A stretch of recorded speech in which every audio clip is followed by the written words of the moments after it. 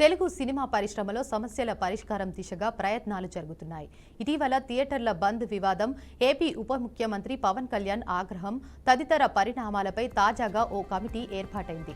ఇండస్ట్రీలో నెలకొన్న సమస్యలకు పరిష్కారం సూచించేందుకు నిర్మాతలు, డిస్ట్రిబ్యూటర్స్, ఎగ్జిబ్యూటర్లతో కలిపి మొత్తం 30 మందితో ఈ కమిటీ ఏర్పాటైంది. తెలుగు ఫిల్మ్ ఛాంబర్ అధ్యక్షుడు భారత్ భూషణ్ ఈ కమిటీకి చైర్మన్గా వ్యవహరించనుండగా, film chamber secretary Damodara Prasad కన్వీనర్గా వ్యవహరిస్తారు. ప్రొడ్యూసర్ సెక్టార్ నుంచి 10 మంది, డిస్ట్రిబ్యూటర్ సెక్టార్ నుంచి 10 మంది, ఎగ్జిబిటర్ సెక్టార్ నుంచి 10 మంది ఇందులో సభ్యులుగా ఉంటారు.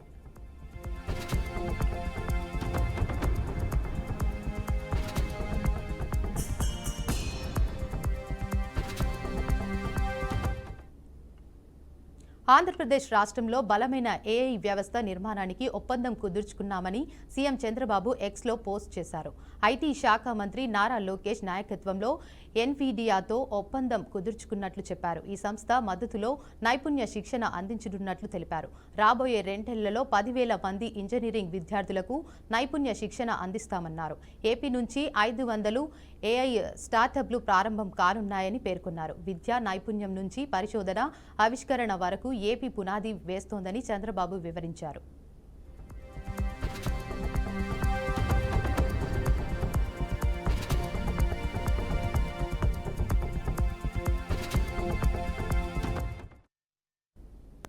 పల్నాడు జిల్లాలో వెల్దుర్తి మండలం గుండ్లపాడులో టీడీపీ నేతలు జవిశెట్టి వెంకటేశ్వర్లు, కోటేశ్వరరావు సోదరులు దారుణ హత్యకు గురయ్యారు. 15 రోజుల క్రితం వీళ్లను కారుతో గుద్ది ప్రత్యర్థులు చంపారు. ఈ కేసులో గుండ్లపాడుకు చెందిన జవిశెట్టి శ్రీను, తోట వెంకట్రామయ్య, గురవయ్య, దొంగరి నాగరాజు, తోట వెంకటేశ్వర్లు, గెల్లిపోగు విక్రమ్లను పోలీసులు అరెస్ట్ చేశారు.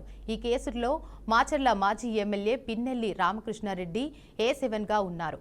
అలాగే 8వ నిందితుడు పిన్నెల్లి వెంకటరామరెడ్డి, 9వ నిందితుడు పిన్నెల్లి వెంకటరెడ్డిని పోలీసులు చేర్చారు. ప్రస్తుతం వీరు ముగ్గురు అజ్ఞాతంలో ఉన్నారు. దీంతో వాళ్ల కోసం పోలీసులు గాలిస్తున్నారు. జంట హత్య కేసులో ముందస్తు బెయిల్ కోసం పిన్నెల్లి సోదరులు ప్రయత్నిస్తున్నారు. దీంతో బెయిల్ వచ్చే లోపే వాళ్లను అరెస్టు చేయాలనే పట్టుదలతో ఉన్నారు పోలీసులు.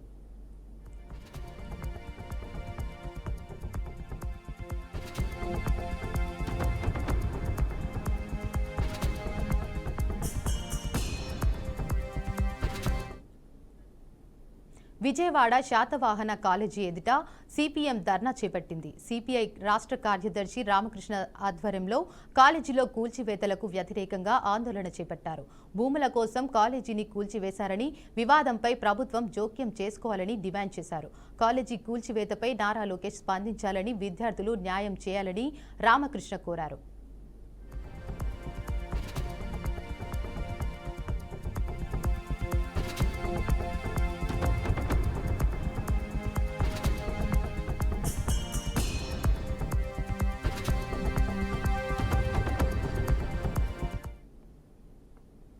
హైదరాబాద్ గచ్చిబౌలిలోని ఏఐజీ హాస్పిటల్ గ్రౌండ్ ఫ్లోర్లో అగ్ని ప్రమాదం చోటు చేసుకుంది. ప్రమాదంలో ఎటువంటి ప్రాణ నష్టం జరగలేదు.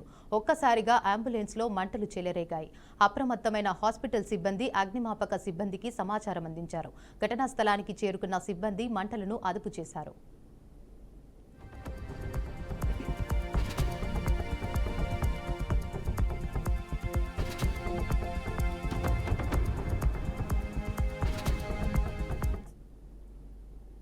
హైదరాబాద్ జగద్గిరిగుట్ట పోలీస్ స్టేషన్ పరిధిలోని రింగ్ బస్తీలో ఓ ఇంట్లో అగ్ని ప్రమాదం సంభవించింది. ప్రమాదంలో సాయి అనే యువకుడు పూర్తిగా మంటల్లో కాలిపోయి అక్కడికక్కడే మృతి చెందాడు. గుడికి వెళ్లిన తల్లిదండ్రులు ఇంటికి వచ్చి చూసేసరికి గది అంతా మంటలు వ్యాపించి ఉండడంతో పోలీసులకు సమాచారం ఇచ్చారు. ఘటనా స్థలానికి చేరుకున్న పోలీసులు సాయి మృతదేహాన్ని పోస్టుమార్టం నిమిత్తం గాంధీ ఆసుపత్రికి తరలించారు. మృతుడి పక్కనే సెల్ ఫోన్ ఛార్జింగ్ పెట్టి ఉండడంతో మొబైల్ పేలి షార్ట్ సర్క్యూట్ అయి ఉండొచ్చని అనుమానిస్తున్నారు. కేసు నమోదు చేసుకుని దర్యాప్తు చేపట్టారు.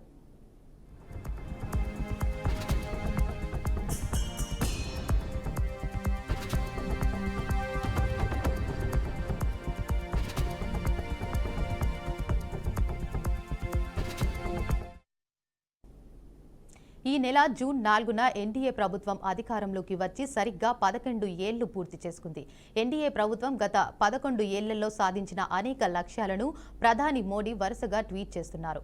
మొదట ప్రధానమంత్రి గరీబ్ కళ్యాణ్ యోజన గురించి ప్రస్తావించిన ప్రధాని తాజాగా రైతుల జీవితాల్లో ఎన్డీఏ ప్రభుత్వం తీసుకొచ్చిన మార్పులపై ఆసక్తికర ట్వీట్ చేశారు. గతంలో మన రైతు సోదరులు సోదరీమణులు చిన్న అవసరాలకు కూడా రుణాలు తీసుకోవలసి వచ్చేది. అయితే గత 11 సంవత్సరాలలో మన ప్రభుత్వ నిర్ణయాలు వారి జీవితాలను చాలా సులభతరం చేశాయి. అది పీఎం కిసాన్ సమ్మాన్ నిధి అయినా, పంట బీమా అయినా వారి సంక్షేమం కోసం మేము అనేక ముఖ్యమైన చర్యలు తీసుకున్నాము. ఇప్పుడు కనీస మద్దతు ధర నిరంతర పెరుగుదలతో దేశంలోని అన్నదాతలు తమ పంటలకు న్యాయమైన ధరలను పొందడమే కాకుండా వారి ఆదాయం కూడా పెరుగుతోంది అని ట్వీట్ చేశారు.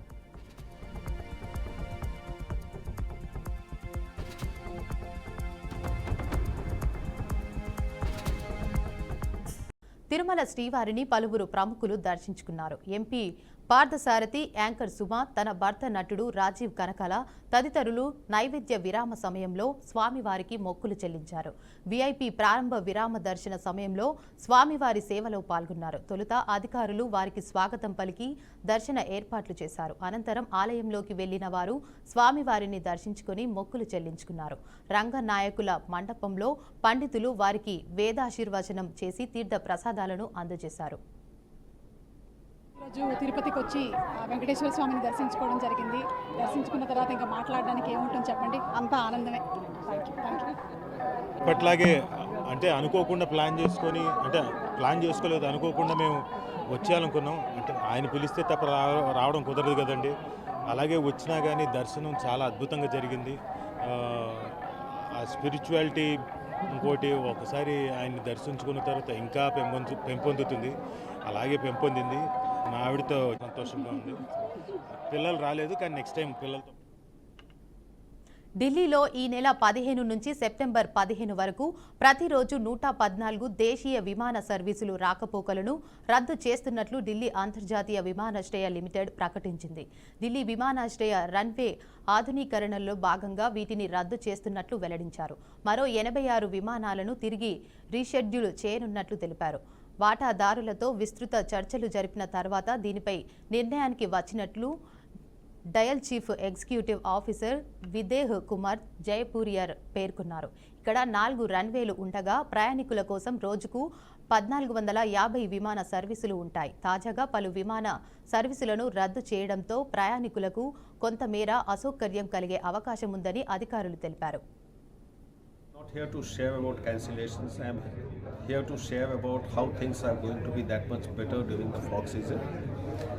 So this is about upgradation of runway 1028. So 1028 is was required for upgradation because on one side of the runway we didn't have Cat 3B, which is basically used for fog situation for landing. So what we are trying to do is to ensure that we have got 2 runways available for landing even during Cat 3B, that is the extreme fog situation. Okay. And for that there is a temporary closure of runway 1028, which is going to be from 15th of June till 15th of September, during which period all this work will get completed. And since this is just before the festive season, and it will ensure that festive season as well as the coming fog season is that much better for the flyers. Okay. So how many flights will be affected? How many will be cancelled, rescheduled and all? So overall about 43 flights are getting rescheduled and about 57 flights are getting cancelled. Now putting it in the right perspective, Delhi airport typically has got about 700